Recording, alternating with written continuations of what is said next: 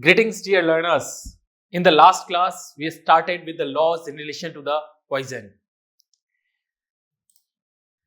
We discussed the Opium Act 1857, 1878, the Poison Act 1919, the Dangerous Drug Act 1930.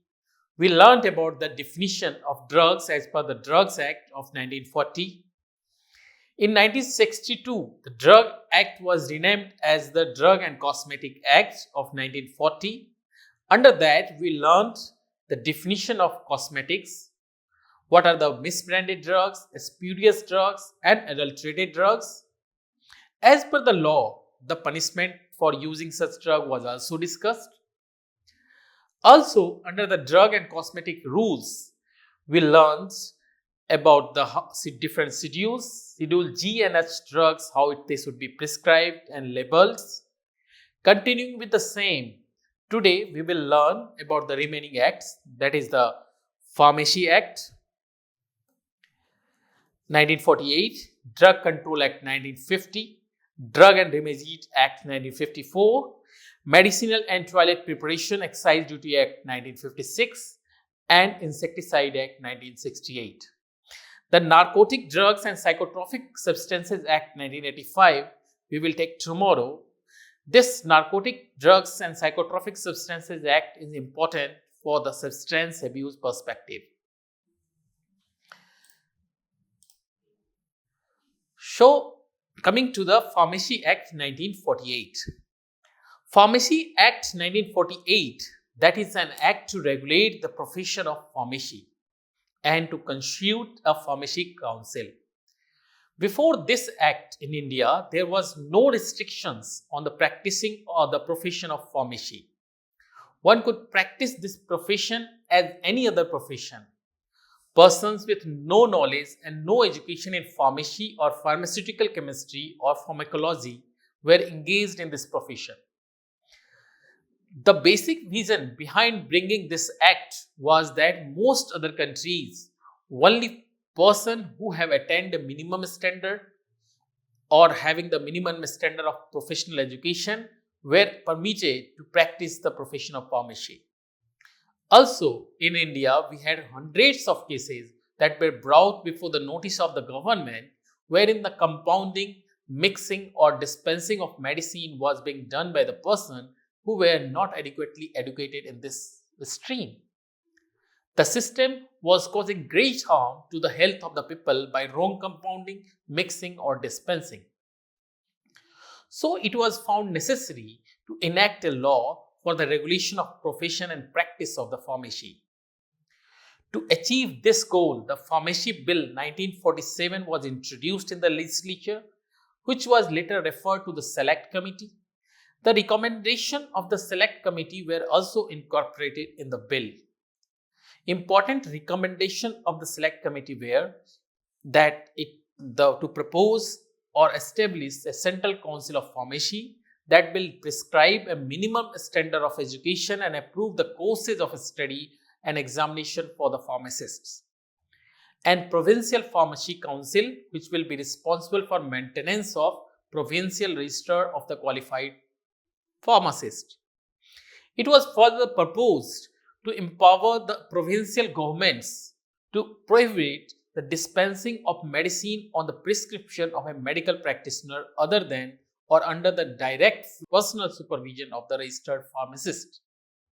So, every drug shall be prescribed under the direct supervision. Even under the direct supervision was disallowed. They shall be dispensed by the pharmacist only. The Pharmacy Bill of 1947 was passed by the legislature and received assent of the President on 4th March 1948. It came on the statute book as the Pharmacy Act 1948. This act was further amended in 1940, 1950, 1956, 1959, 1976, 1982 and 1985. The Act has total 5 chapters and 46 sections. The chapter 1 is the introductory section clarifying essential terms related to the Act. Chapter 2 is about the Pharmacy Council of India. its composition, its functions. Chapter 3 is about the State Pharmacy Council and their composition and functions.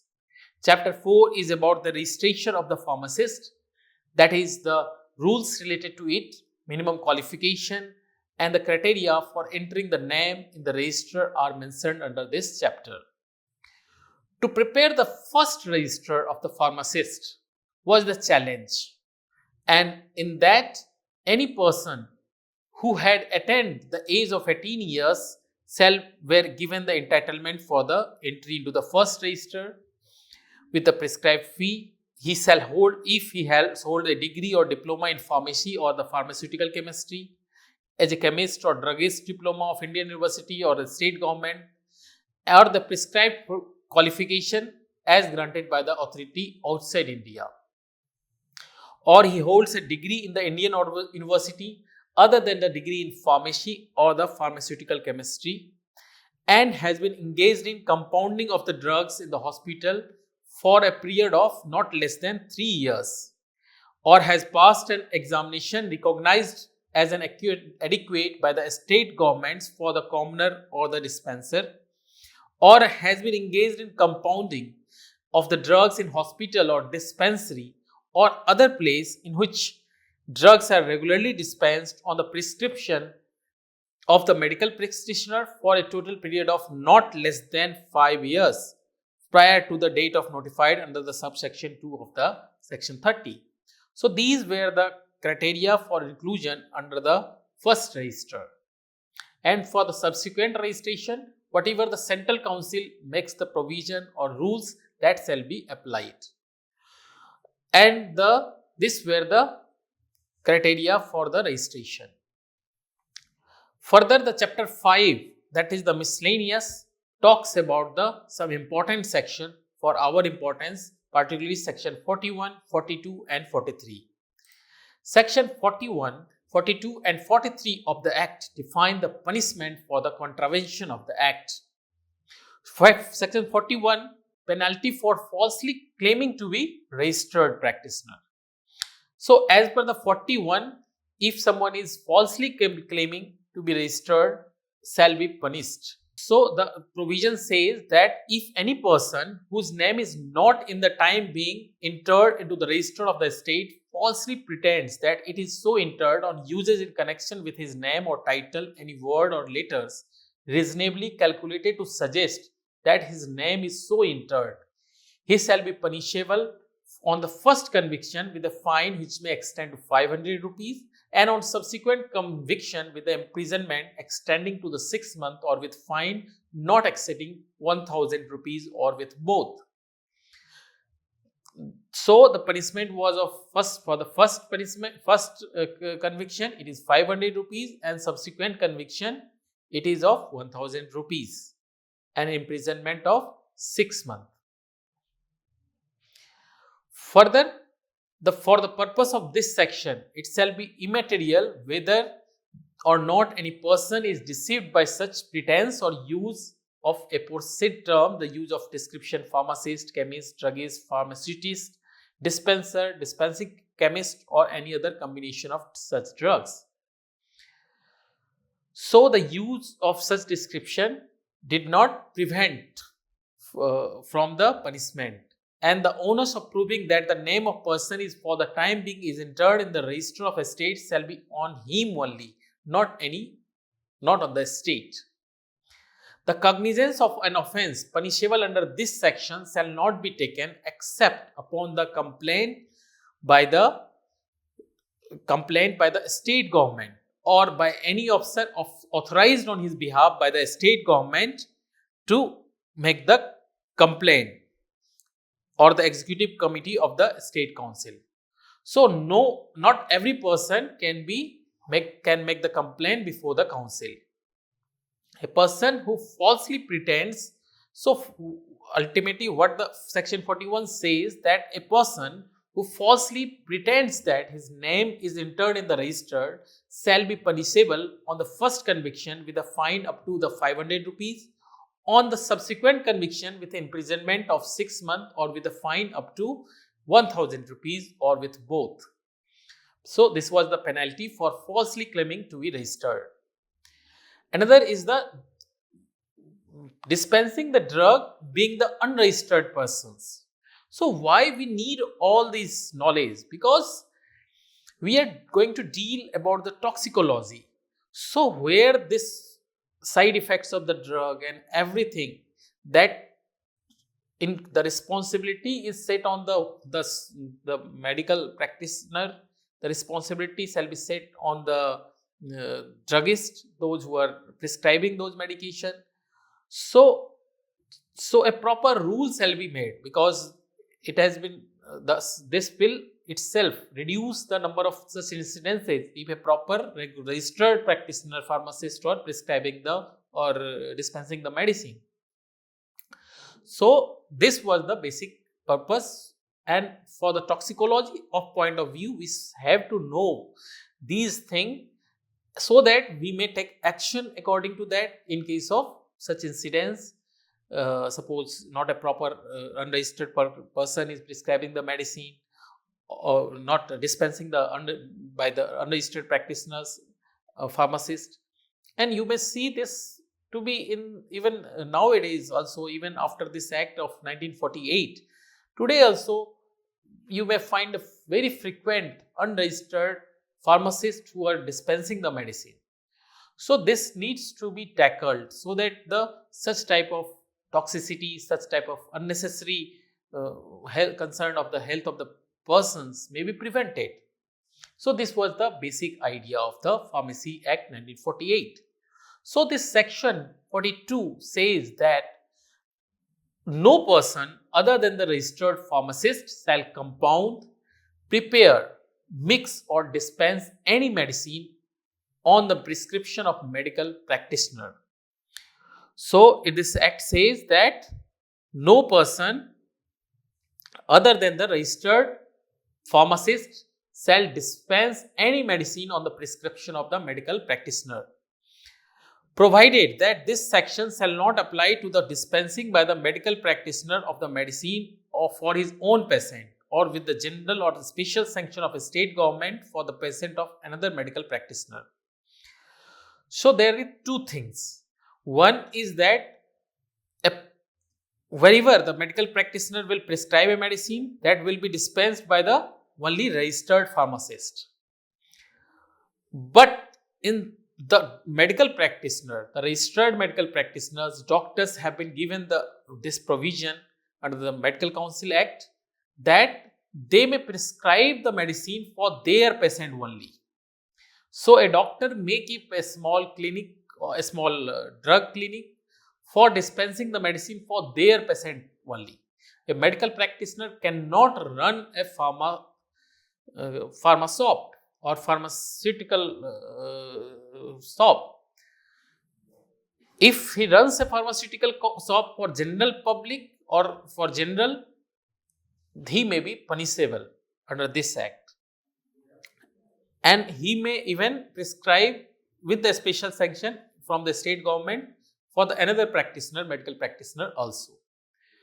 So whoever contravenes with the provision of subsection 1 shall be punishable with the imprisonment for a term which may extend to 6 months, with a fine not exceeding 2,000 of rupees or with both. So cognizance of this section shall be taken, and again the cognizance of this section shall be taken only on the complaint made by the state government or any officer authorized on his behalf, or by the order of the executive committee of the state council. Also, this subsection shall take effect in the state on expiry of period of 8 years from the commencement of this act, Pharmacy Act, the Amendment 1976. Within the period of 8 years, this act is under the implementation in every state. So no state can even take the excuse that in our state we have separate provisions. So the section 242, the only registered pharmacist can compound, prepare, mix or dispense any medicine on the prescription of medical practitioner. Whoever contravenes with this provision shall be punishable with an imprisonment up to 6 months or with a fine up to 1000 rupees or with both.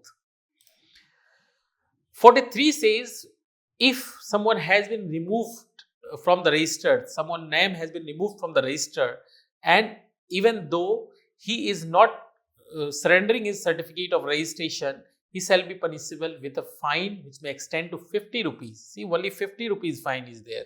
That is, old laws is going on. So that needs to be increased, or this need to be amended. Further cognizance of this section taken only by the made by the executive committee, order of an executive committee. This is under the Pharmacy Act 48. Now coming to the Drug Control Act 1950. So Drug Control Act 1950, as the name suggests, it came with the intention to control the sale, supply and distribution of drugs. The Act regulated the sale of drugs by fixing the maximum prices and maximum quantities that may be held or sold by the dealer or distributor. So this was basically the Act to regulate the dealer and distributors of the drug. Whoever contravenes any of the provisions of this Act or fails to comply with any direction made under the authority conferred by this Act shall be punishable with an imprisonment which can be extended up to the 3 years or with fine or with both. A court convicting any person of an offence punishable under this Act may order the whole or part of the stock drug in respect of which offence was committed shall be fortified. That is, the government can take whole of this stock and the property that he is holding. Now the Drug and Magic Remedies Act 1954. Drug and Magic Remedies Act 1954 came into existence with the aim to control the advertisement of drug in certain cases, to prohibit the advertisement for the certain purposes of the remedies alleged to possess the magic qualities, and to provide for connected matters. As per the Drug and Magic Remedies Act, the drug's definition includes any medicine for the internal or external use of human being or animal, any substance intended to be used for or in the diagnosis, cure, mitigation, treatment, prevention of disease in human being or animal, any article other than the food intended to affect, influence any way the structure or organic function of body of human being or animal, any article intended for use as a component of any medicine, substance or article, as referred in the section point 1, 2 or 3. So this definition under this act was very broad definition, and it has the comprehensive and exhaustive details. The definition of drug under the act even included the machines, which is an article, and that is why this is the different definition from the Drug Act. Unlike the definition of drug and the Drug Cosmetic Act 1940, this brings within its ambit the medicine of all the system, including the Ayurvedic system. We learned in the last class that Drug Act was not including the medicines of Ayurveda, Siddha and the Unani system of medicine. But under this, all the system of medicine were included under the Drug and Remedies Act. And what is the magic remedy? That was defined. Magic remedy is a talisman, a mantra, kavach or any other charm of any kind which is alleged to possess a miraculous powers for in the diagnosis, cure, mitigation, treatment or prevention of any disease in human being or animal, for affecting or influencing in any way the structure or any organic function of the body of human being or animals. So this was properly defined. In India, there are a lot of magics being claimed by a lot of persons. So for them, this act is important, that this act prohibits in certain conditions that provision of the advertisement of certain drugs for the treatment of certain diseases and disorders. So the act Section 3 of the Act says that no person shall take any part in publication of any advertisement referring to any drugs in terms which suggest or are calculated lead to use of that drug for the procurement of miscarriage in a woman, prevention of conception in women. So, any drug that claims to help in the miscarriage or the prevention of conception shall not be advertised. The maintenance or improvement of capacity of human being for sexual pleasure, the correction of the menstrual disorder in women, and the diagnosis, cure, mitigation, treatment or prevention of any disease, disorder or condition specified in the schedule, or any other disease, disorder or condition by whatsoever name called, which may be specified in the rule made under the Act. And under this Act, a large number of diseases are included under this Act. So, this list prohibits almost all the treatment, such treatment procedures shall be not be advertised by any agency. So, this Drug and Remedies Act prohibits the advertisement of drugs under the defined certain disease and disorders. So, this is the section 3. Section 4 prohibit from misleading advertisement related to the drugs.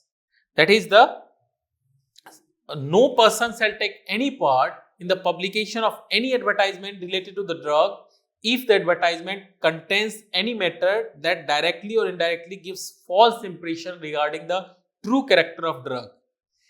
That we read misbranded drug, adulterated drugs, spurious drugs, makes the false claims for the drug, is otherwise false or misleading in any material. So, such advertisement is prohibited advertisement under section 4.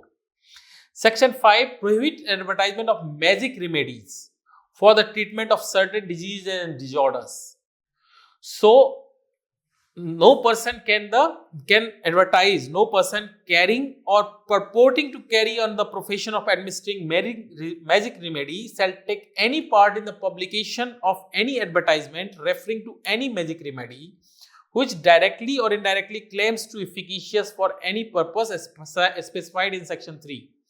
So, those lists that are made in the section 3, for all of them, it is prohibited to advertise any of the magic remedy for the treatment of these diseases or disorders.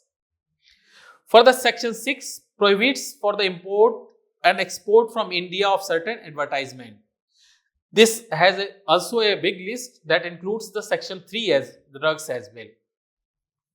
Under this, the Act says no person shall import into or export from the territories to which the Act extend any document containing an advertisement of the nature referred to in section 3 or section 4 or section 5, and any document containing any such advertisements shall be deemed to be goods of which the import or export has been prohibited under section 19 of the Sea Custom Act 1878. So, this is the provision under the Drug and Remedies Act. Now, the punishment. Now, the section 7 and 9 gives the punishment. So, section 9 says whoever contravenes any of the provision of the Act shall be punished. In the first conviction, the imprisonment may be extended to 6 months or with fine, and in the subsequent conviction, which may extend to 1 year with or without fine. Under the section 9, if a person contravening any provisions of the Act is a company, so in that case, whoever is in charge of that company or was responsible to the company for the conduct of the business of the company as well as companies shall be deemed guilty of the contravention and shall be liable to be proceeded and punished accordingly. So, this is the provision under the Drug and Remedies Act. Now, the Drug and Toilet Preparation Excise Duty Act 1956.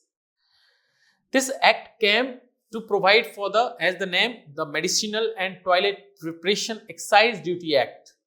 The act came to provide for the levy and collection of duties of excise on the medicinal and toilet preparation including those containing alcohol, narcotic drugs and the narcotics. As per the act, the medicinal preparation means all the drugs which are remedy or a prescription prepared for the internal or external use of human being or animal, and all substances intended to be used for or the treatment, mitigation or prevention of disease in human being or animal. Under the Act, narcotic drug was also defined, in which include the substance cocoa leaf, cocoa derivatives, opium, Indian hemp, that is cannabis, shall include any other substance capable of causing or producing human being dependence, tolerance, withdrawal syndromes. We will come when we will talk about the substance abuse. These all dependence, tolerance, withdrawal syndromes in detail, and whatever drugs that has been included under narcotics as per the government NDPS Act. So these all were included under the Narcotic Drugs and Substances Act. As at that time there were no NDPS Act, so this was the basic thing related to the narcotics available at that time. Further, the medicinal and toilet preparation. So the toilet preparation means any preparation which is intended to be used in toilet of the human body, or perfuming apparel of any description, or any substance intended to clean, improve or alter the complexion of skin, hair, teeth. That includes the deodorant and perfumes. So all those preparation were included as toilet preparation, those which are used in the toilets. So basic purpose of the act is to define the excise duty, because to be taken on these objects as well. So the purpose of the act is to define excise duty on the medicinal and toilet preparations. Further, certain operations are subject to licenses in the provisions of the act.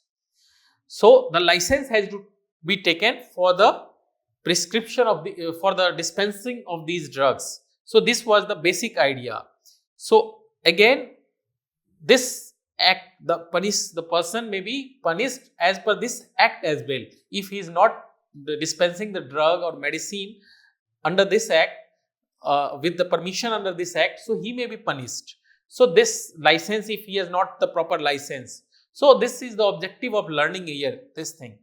So the central government may by notification in the official gazette provide that from such date and such notification no person shall engage in the production or the manufacture of any dutiable goods.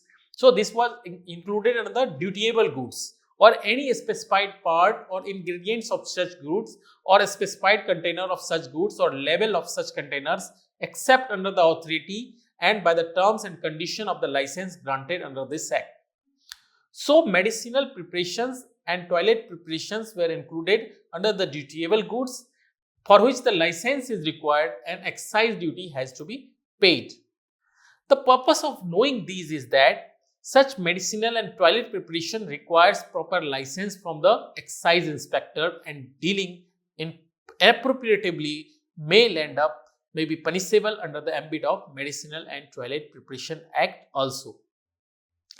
So the penalties under the act are that if any person contravenes any of the provisions of the notification issued under this act, or evades the payment for an duty of exercise payable under the act, shall be punishable, and fails to supply any information which is required by the rules made under the act.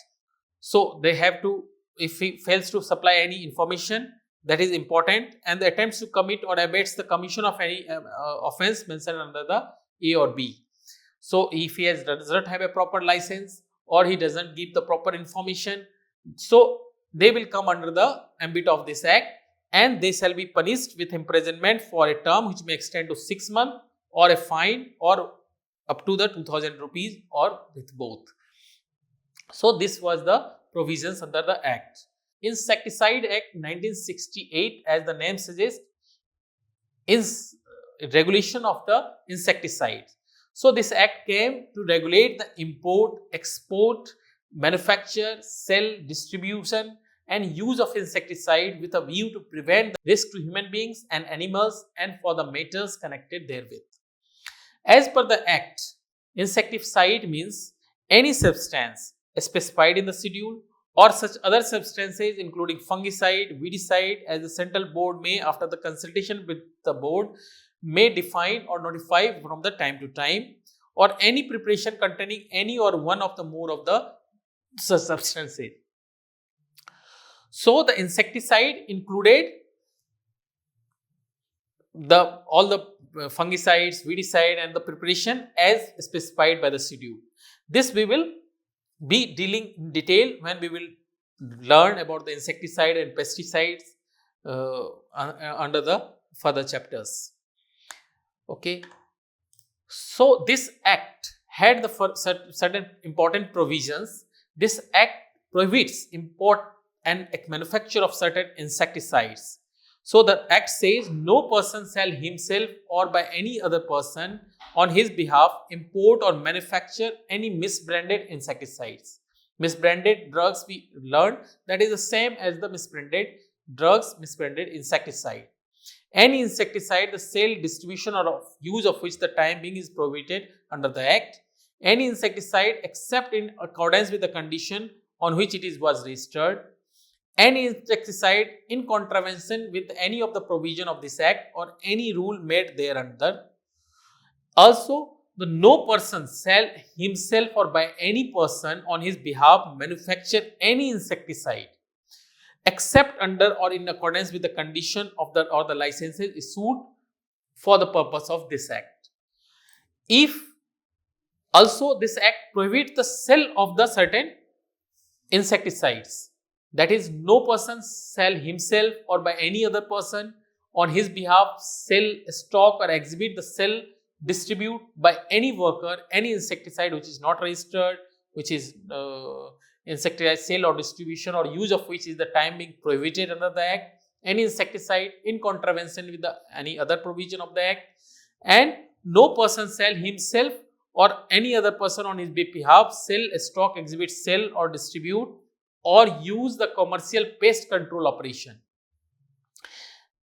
any insecticide except under or in accordance with the condition of the license issued for this purpose of the act. So this act prohibits for the sale, import and manufacture of insecticide. The act prohibits for the sale of the certain insecticide, and whoever perform those acts, whoever contravention with the provisions of this act shall be punished. That is, the whoever imports, manufactures, sell, stock or exhibit, sale of the distribute any insecticide deemed to be misbranded or under the provision of this act shall be punished for first offence, which may extend to 2 years with fine or 2,000 rupees or both. On subsequent offence, the imprisonment may extend to 3 years with fine or both. So these were the punishment. Further, whoever uses an insecticides in contravention in any provision of the act. So this was the selling, misbranding, using of those insecticides. However, in the point 2 of the punishment section says that any provision of the act or any rule made thereunder shall be punishable with a fine which may extend to 500 rupees. So whoever contravention with any of the provision act shall be punished with a fine of 500 rupees. Third is the whoever contravenes any of the provision of the act or any rules made under the act or any condition of certificate of registration or license granted under the act shall be punishable for the first offence, which may be extend to 6 months or with fine, or subsequent offence which may extend to 1 year or with fine.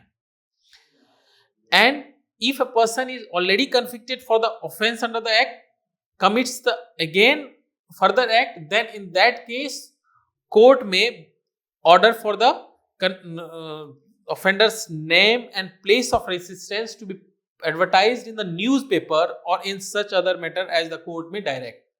So if someone is contravenes with the commits the subsequent offences, then his name may be advertised in the newspapers or as the court may direct. So this is about the Insecticide Act. So this is all about the different acts. Tomorrow we will learn about the Narcotics and Psychotropic Substances Act, that is NDPDS Act 1985. Thank you.